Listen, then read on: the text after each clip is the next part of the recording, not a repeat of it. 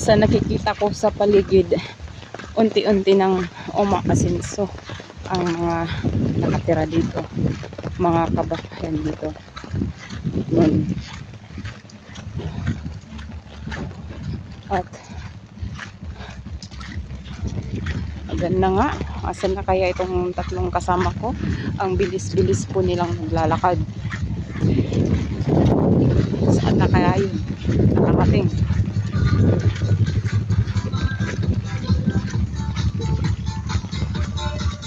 Hindi naman sila makakabili kasi nasa akin naman yung pera. Oo, kaya hihintayin din ako ng mga yun. Kaso lang,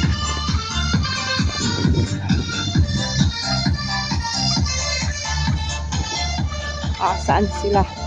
Buti itong bahay na to, patugtog sila ng patugtog, pang taboy ng bagyo ulan daw ata, pamahiin nila guys.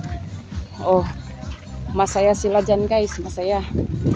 Sana ganun lagi, masaya lang dapat. So ayan guys, nakikita nyo yung kulay blue ang dingding, bagong gawa po na bahay yan. Yun. At unti-unti na pong nag-i-improve ang lugar na ito dito sa Aduas, Panquitarlac. Marami na po ang mga kabahayan po dito na gumaganda at nagpapagandahan sila ng kanilang mga bahay-bahay. Dati po guys, ang mga yan ay bahay kubo lang din po, na parang tulad